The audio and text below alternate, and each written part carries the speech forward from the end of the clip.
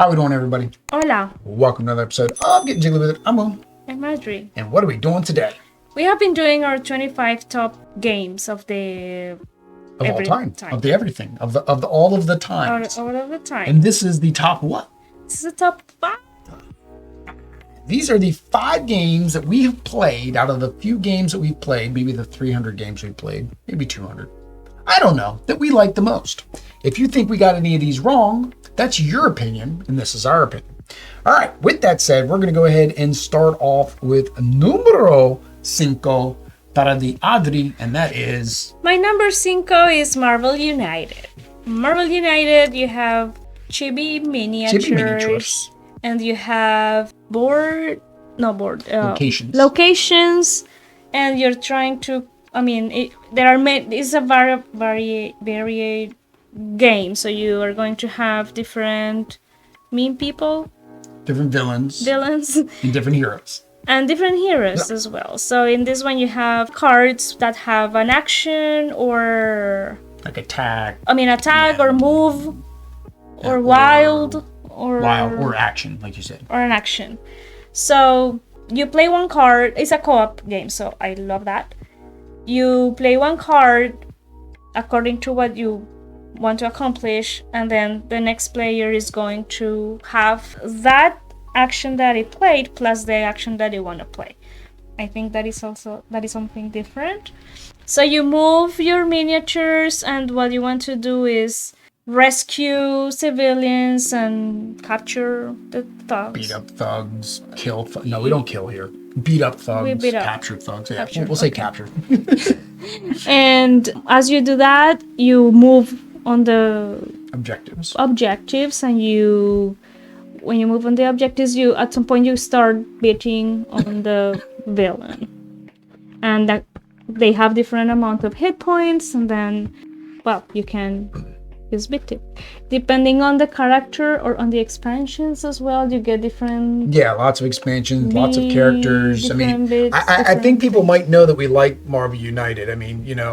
There's a stack of it over that away. Right? So lots of variability, lots of things. Very simple game, but also can be very complex because the different villains add variability.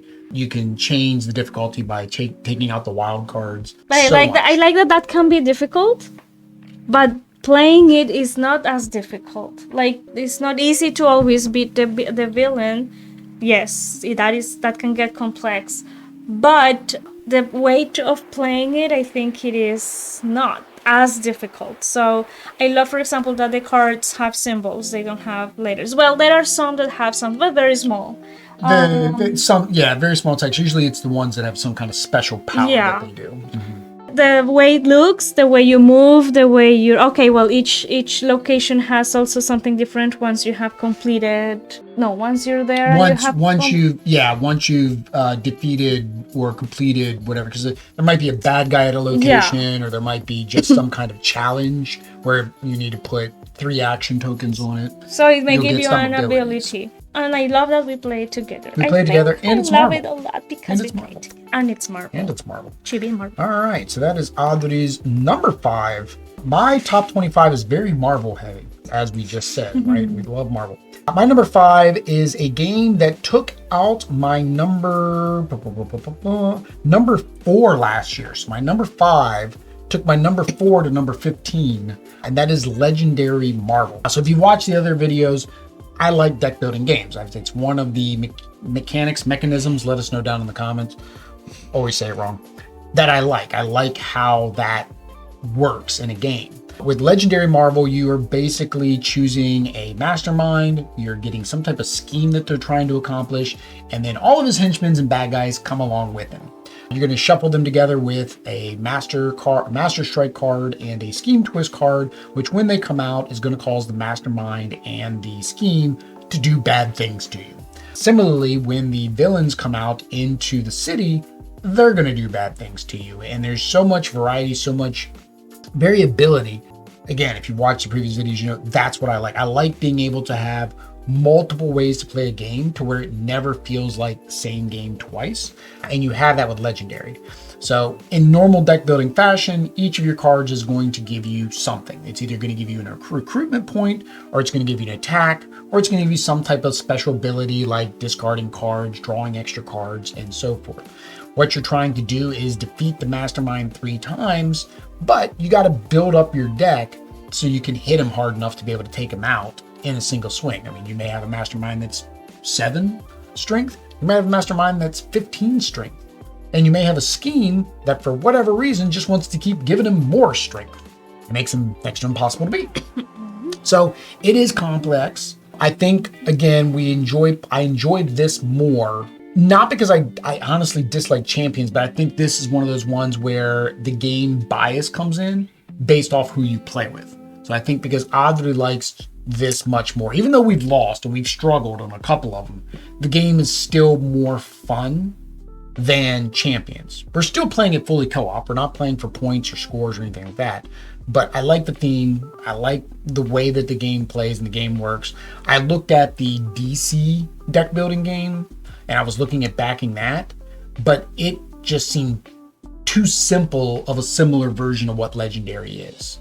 Like, you only had one resource and you chose what you wanted to do with the resource, and the bad guys were in the same market row as the stuff you would recruit. Very, very simple. Legendary had a little bit more meat on it and made it more fun for me. So that is why it is my number 5 Legendary Marvel. My number 4. My number 4 is Santorini. Santorini. So Santorini was last year on my number 6. It went up. It went up? See, am I doing it right? See, number 6. Santorini is simple, not a simple game. It's abstract strategy. Abstract strategy. Which is one of Adri's genres, it seems. Patterns. Go check out one of the previous videos. You'll get the joke.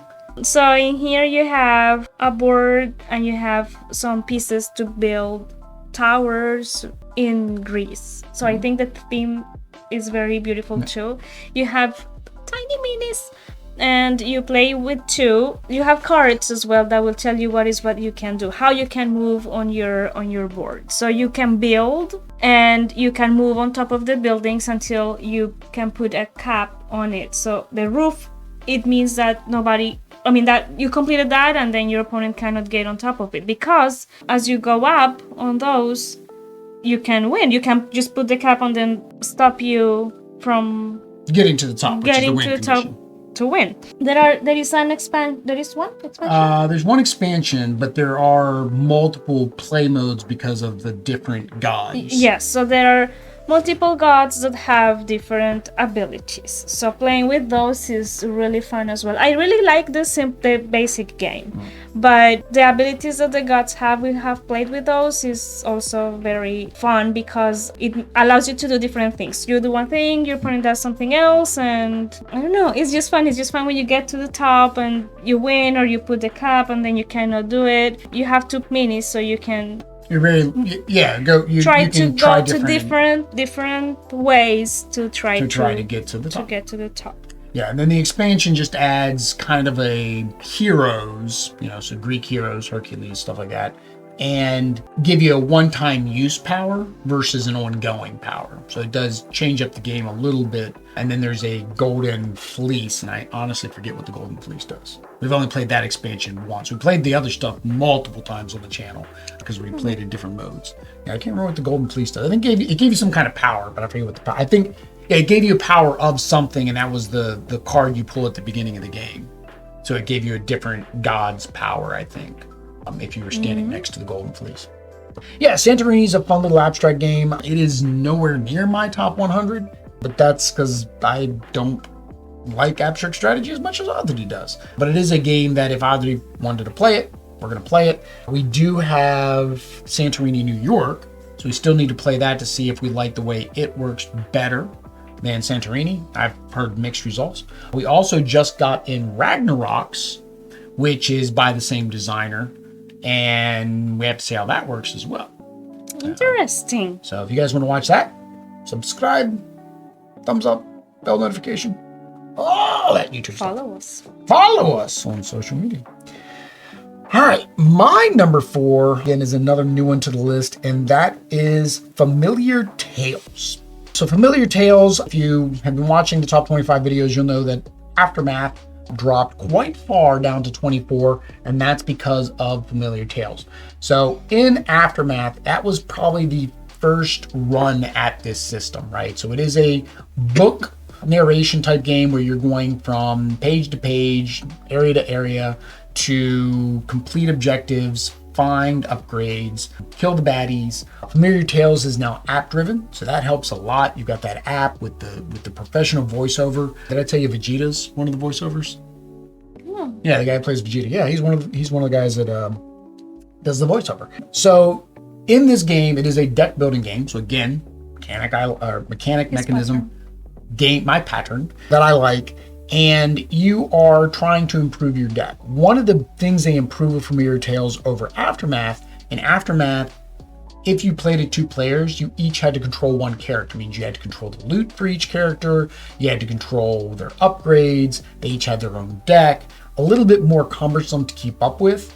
And we played it probably a little bit too early in our hobbying because it was cute. Don't let cute games fool you. They're not always easy. But in Familiar Tales, they actually have you just combine the 2 decks together, and you're playing that same deck of cards, deck building, for both of them. The difference is if you play it on one versus the other turn, you might be able to activate some kind of ability on the card that you have. Very simple mechanics. We played through the tutorial. This shows you how much I really want to get back into this because we just played the tutorial and I really liked how it worked. I like how it worked much better than Aftermath. And I like the story. I want to know more about the story. I like the mechanics. You're using the cards for dual purpose. I like dual purpose cards. Use it for movement. Use it for your attacking, use it for your searching, whatever your action's going to be. Similar to Aftermath, you have to roll a dice, which could impact how that works. You've also got some negative factors that can happen. I forget what they call it. It's basically like, it's a bad track. Basically, you get per turn, it goes up and you have to bring it down. The little girl that we're trying to rescue, she also can go one way or the other. In Aftermath, it was a hunger track, I think. It was for hunger. So similar mechanics, but the way they're doing it is very thematic to Familiar Tales. So that is why it is mi numero 4. My numero 3 is the Isle of Cats. Isle of Cats, so that was a crossover with me, my number 12. Oh, okay, so Isle of Cats is a polyomino game Con gatos. con cats. So But you have to con instead of with the with. So you draw it's like a Tetris as well. It has the cats drawn along the tile, the tile, and it is cute. And you want to complete sections of cats in your board, on your boat, which is the board, of cats of the same color. More cats of that color that you have, the better, because that's what is going to give you points. But there are also cards that give you abilities. So it will give you or objectives as well. So it could be having all of the edge of the boat covered by cats, or I remember this one, you are supposed to cover the rats. Normally there are rats on the board, and if you cover them all, then that is going to give you points. But there is one of those cards in which the highest amount of rats that are visible will help you to make points. So things like this that make the game fun and different as well. I really find it that is not super simple. It has challenge. But it does have a family mode. So it does have a nice family mode. So if you want to introduce people to it, it's definitely something that I think most people will like. That's it. And I like it because the art is nice, is cats, but they have a particular style. It's very fantasy style. They have different colors: green, purple, red, blue. Yeah, they're cute little kittens. Even the beasts are cute. Like the little bear beast. Yes, everything is cute in this game.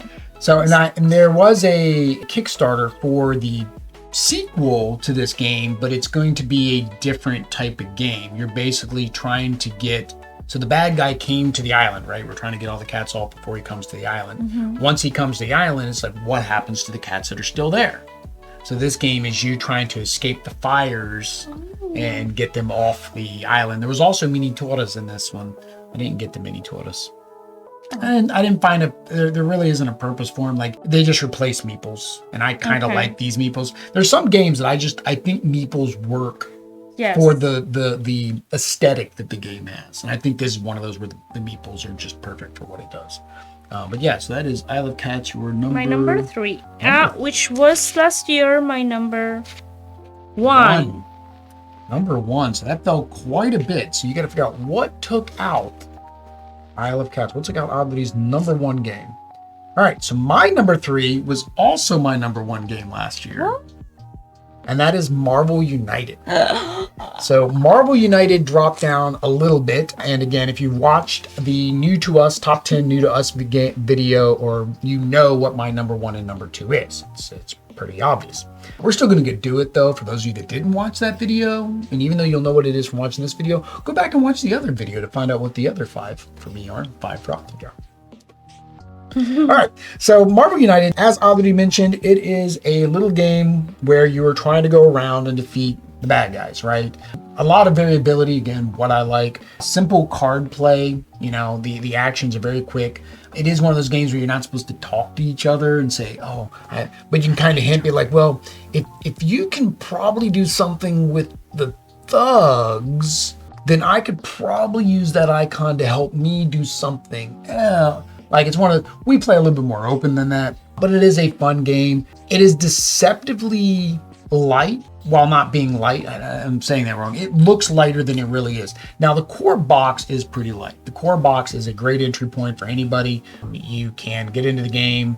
The first couple villains are pretty simple to go through, and you can, of course, make it more difficult. But the Kickstarter content starts to ramp that up significantly. I think, unfortunately, the only expansion that's available outside now, besides X-Men, which does ramp up the difficulty a little bit, Sabretooth was pretty hard, is you can get, I think, Into the Spider-Verse. Amazon has a combo box. You can get that. But yeah, we love Marvel. Love the art. Love the chibi style on these. I've seen chibi style on other ones that I do not like. These look great. Love painting the minis. It was one of our first games as well. Yeah, Marvel was one of my fandoms. I actually had to track it down because I missed the original Kickstarter. Tracked it down. Actually found somebody who wasn't charging flipper prices. I think I paid like $20, $30 over what it would have cost on the Kickstarter with shipping. So to me, that was a great deal. But yeah, very happy we got that. Very happy we got X-Men United. We do have lots more to play.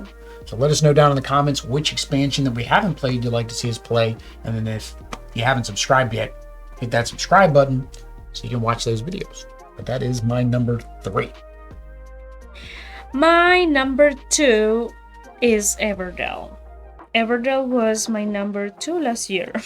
Yep, so that stayed the same. I think it was my number 8. So in Everdell, you have nature, you have seasons, you have animals, and you have resources. You have also cards, and you need to build your tableau by paying the cost of each of the cards. You have a market which you can also buy from, but you need to send your meeples workers to the forest, or, well, depending on the expansion, somewhere else, to get the resources that you need to be able to play your cards. You can play cards for free if they match the location. The critters, the critter cards can be played for free. Yeah, the critters. Some critters you can play for free if you already have the location that matches. So the cards have the critter name and the location name, and the locations have also the critter name. They have the types of cards have something to do, have abilities, so you want to build your tableau, but also thinking of what are the cards that you want to keep, because some of the abilities you might repeat it every time you refresh you prepare for season. Others, you can place your meeple there so you can activate the ability.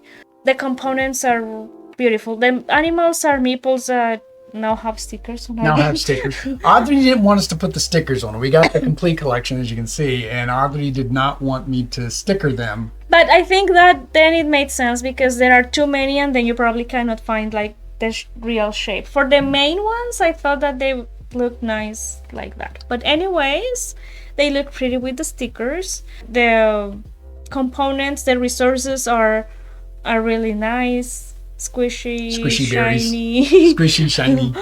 All of the words. Yeah, all of the S words. I really like it. There is a lot to do.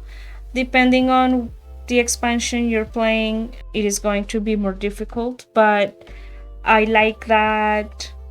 I like everything you do. This is actually one of the games that can take long, and I still enjoy. I sometimes, most of the times, don't enjoy long games. Yeah, there is that little bit of analysis paralysis on this one because you do have to plan out what you're going to do each turn. And for Adri, a lot of our games, and you'll notice, are bring back some type of feeling, emotion, or memory. Right, so a lot of the games are like the first games we've played, or games that we played with family and stuff like that. And that's the thing. This may not be your favorite game. You may think that our top 10, top 25, you may think all of our games are the worst games ever. These are games we like. And we like them. We like them. We like them for the reasons we like them. Yeah. Everdell is a good game. I almost guarantee there's many people that Everdell is in their top 10. How many of it's in their top 5? Don't know. Let us know down in the comments if Everdell is in your top 5. All right. My number 2, so we got 2 games left each. I have one. Oh, you just did your number 2. Number 2, Everdell. My number 2 is Marvel Zombies. Now, we've only played the Heroes Resistance, and I'm already in love with the system. I've always wanted a Zombicide game. I backed Undead or Alive. Then this came out, and now I'm like, what am I going to do with Undead or Alive? Because I love Marvel, right? I've read Marvel comics since the 80s. I love Marvel. So Marvel Zombies Heroes Resistance is the baby brother retail edition of the big Marvel Zombies game that's going to be delivered. We've got the Kickstarter all in. We're getting it all, including a giant Galactus figure that will be sitting back there, prominently displayed in every video after I figure out how to paint something that big. Yeah. In Marvel Zombies, in the Heroes Resistance, you are playing as the heroes. X-Men Hero Resistance is, of course, the expansion that's coming in the Kickstarter version. And you're trying to complete whatever mission you might do. They call it beer and pretzels because basically it's just a fun game. You're going through the town, opening doors, making zombies spawn, rescuing civilians who give you powers, beating up on zombies, level you up. And the more you level up, the harder the game gets. So it's kind of on a ticking time bomb. You got to try to get this stuff done before everything hits the fan. The proverbial hits the fan, right? I like that. The abominations in this one are the Marvel heroes who have been turned into zombies. In the Marvel Zombies, the main one that's going to be coming in, you are actually playing as the zombies. You'll be going through the zombies and then fighting the regular heroes, very similar to the comic books, which I really like because most Zombicide games, you're just the good guys going through trying to kill all the zombies. You know, zombie lives matter. They just want to eat some brains, man. They just want some brains. All right. Oh, only just a couple brains. So really enjoyed it. I like the mechanics. I like it's so much fun to be able to combo things together, get a whole bunch of dice, throw them in. Unfortunately, Adri and the Hulk tried to do the exact same thing, and things might not have gone well. Hulk got leveled up way too quick because that is one of the mechanics in the game. The more you level up, the more zombies. It just starts escalating as you're still trying to complete those missions, still trying to get to the objectives to win that particular scenario. But yeah, that's my number 2, Marvel Zombies. Can't wait to play more. If you want to watch the Kickstarter version of the game and all the content we create for that, what do they do down below? Subscribe. Activate notifications. Yeah, that's what they got to do. All right, but that is my number 2. Now, Adri's number 1 game of all time. It is Sagrada. Sagrada is a game in which you have a board, dice with numbers and colors, beautiful dice. You have objectives. Don't eat them. Yeah. They look like candy. Objectives that are general and objectives that are private. Mhm. Singular? No, single. Private. So you roll the dice and you can place them in a way that you, of course, meet the objective. So it will be like, in general, you cannot put two colors together or two numbers together. So that is challenging. But it is really nice. It is my pattern of this type of games. So each objective has a different value of points. Yeah, points. You want to make sure you complete the best ones or the ones that you can at some point, and make sure that you complete whatever you want to complete of the general objectives before the opponent completes. So you kind of have to look and try to see what they want to do, what works for them. And one key thing about the game is it is a shared dice pool. So that does make it more complex. Because they can take the dice. Because they can take that dice you need, and then now you have nowhere in your board to put any of the dice. And it's like without meeting those placement restrictions, because you also have to place it next to another dice. So yeah, it does make it very complex. There are a bunch of expansions. We've so far only played the Glory expansion, but we do have all the other expansions. We're going to take it down with us to Colombia, so I might give those other expansions a try. If you guys want to see us play any of them on the channel, comment down below which expansion you might like to see. Or if you want us to see us throw it all together, like every Dell, let us know. We'll see if we can throw it all together. That is my number one. Sagrada.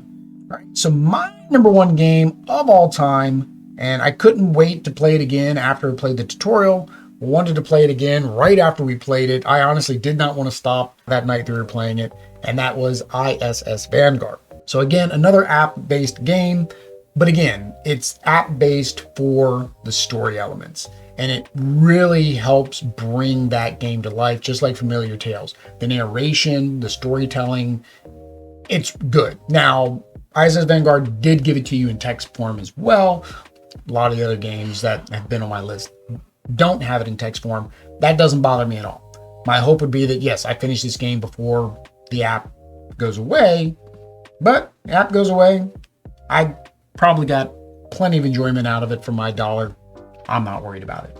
But in ISS Vanguard, you have two main phases. You have an exploration phase, and you have a shipbuilding phase. Shipbuilding phase is where you're going to be upgrading your crew, getting new crew, finding new types of technologies from the things that you found during the exploration phase. A lot of people like that aspect of the game. Very reminiscent. Everybody keeps saying XCOM. I played XCOM, but because XCOM wasn't space, it doesn't feel the same. And then there's the exploration phase. And that for me is probably the meat of the game. That's where the story happens mostly. You're going to go out to different planets. You're going to have to complete challenges while you're exploring, get different story parts as you go through different mission logs.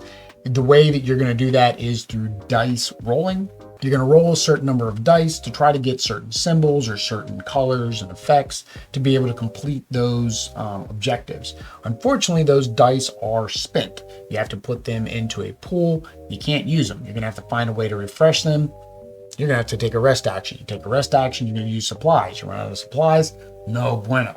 While you're out there, you can also take injuries, which is going to make you take an injury die. Then when you roll that, you have a chance of something bad happening to your crew member. So when they come back to the ship, they could possibly die. So there's a lot going on. Very big game, very big campaign. I'm looking forward to getting back into it when we come back in January. I think the story was great so far from what we've gone through, right? I think if a game like that, which was long, keeps Adri involved, then I know I've got something. Now, it didn't make Adri's top 25. I forget where it was in your list, but that's again because if it came to playing a game that's going to take 3 hours to play with a nice story, or playing a game that's a 15-20 minute game of making puzzles, Adri's going to take the 15-20 minute game of doing puzzles, where for me, I want to take up my time, right? I get bored very easily. I want to take up my time, and a 3 hour thematic narrative is right up my alley. So that is why currently ISS Vanguard is my number one game of all time, according to us, based on our opinions only and nobody else's. And we haven't played every game in the world yet. With that said, guys, if you would like to see any of these games played, let us know down in the comments. If you'd like to see the rest of our videos that we are publishing, do we have any more top? I don't think we have any more top videos. We do have a culling video coming up next year. We do have our Kickstarters. we want to start our Kickstarter videos again. We also are going to do a Shelf of Shame video. Might have two of those. I think I'm going to do we'll do our regular Shelf of Shame, and then we'll do our Pile of Gray of Shame. Basically, how many games with miniatures we still have to paint. But we're going to get all that done. So if you want to watch that, what do they need to do? Subscribe. Activate notifications. Follow us on social media. You'd forgotten what that part was, but all that stuff. All that stuff. And until next time, guys. Adios. Peace.